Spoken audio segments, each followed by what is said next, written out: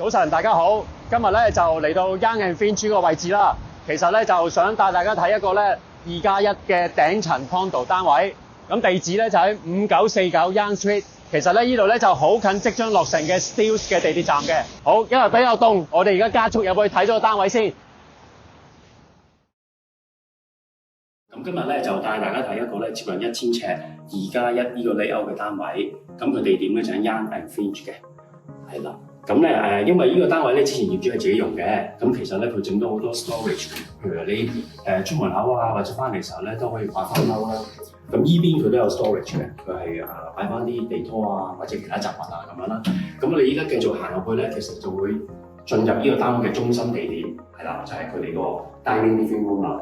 咁咧大家可以睇到咧，第一呢個係一個頂層嘅單位啦，第二咧就因為佢呢個結構咧，佢見到佢邊咧全部都係窗嚟嘅。咁所以咧，其實個採光度好夠嘅。今日其實咧，就算做唔係話非常叫做好天啦，咁但係咧，你見到係好光猛嘅。咁我帶大家睇一睇過嚟呢一邊。咁如果呢一邊咧，就有個露台可以出去嘅。咁呢個露台咧，其實都超過100尺嘅。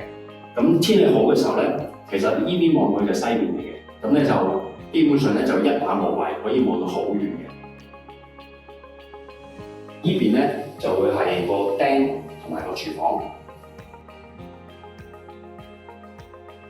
咁你見到四四方方都好工整嘅。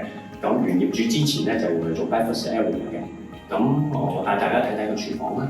廚房咧就一應俱全㗎啦，所有嘢。咁雪櫃啦、洗碗碟機啦、爐頭啊、抽油煙機啊、洗衣乾衣機啊，都喺齊度啦。咁咧，大約一個1000尺嘅單位咧，其實佢嘅廚位咧都好足夠嘅，掂佢上下2層。咁喺呢一度咧，其實我自己都有一個個人少少嘅 tips 咧，俾大家睇下點樣可以再用好啲個廚房啦。咁其實我嘅建議咧就係咧，之前我哋入嚟嘅時候咧，經過走廊嘅位置咧，可以喺呢度打通咗個廚房由呢度入啦。咁咧就呢度封嗰埲牆。咁兩邊咧就係都係做廚櫃。同埋擺好咗家電啊咁樣，咁變咗咧個空間感大啲。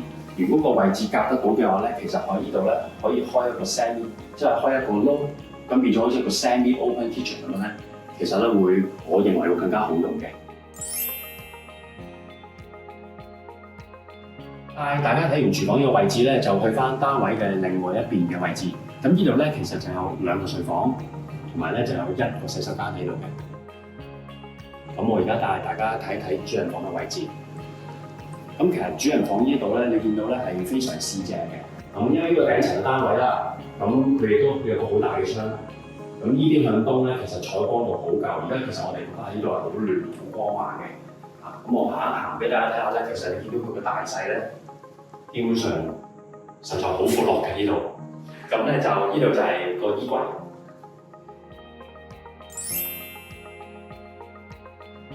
咁依家咧就帶大家睇睇第2個睡房。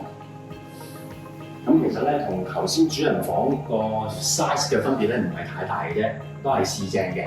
咁不過有少少嘢咧就可能叫做彈一彈啦。咁因為呢個窗嘅位置咧就望到第2個單位嘅露台，咁所以可能你呢度起居啊或者換衫啊，咁可能要拉窗簾咯。其實都係好闊落嘅。咁呢度咧就衣櫃係啦。咁依邊咧，亦都係其他 storage 啦，咁可以擺雜物咁樣。其實咧 storage 就好充足㗎啦。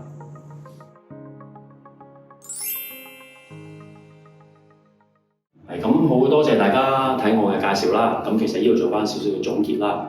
咁第一呢個單位咧就其實個積好四正嘅。咁咧室內咧個尺數咧大約970尺，咁露台咧都係超過100尺嘅。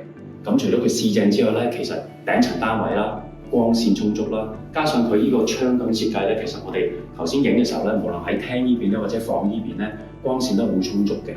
呢個單位咧，而家個 list 個 price 咧，其實就398000。咁我自己覺得咧，其實係一個好吸引入手嘅價錢，因為咧即係呢個位置就喺 Young and Finch 啦。咁佢個業權嗰個模式係點樣嘅咧？咁我哋其實咧就係一個叫 co-ownership 嘅形式。咁香港就好少見嘅啦，加拿大都唔係常有。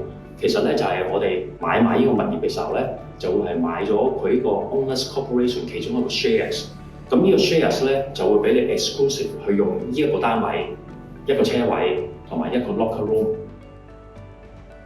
咁如果有興趣嘅話咧，大家隨時聯絡我，我係 Marco。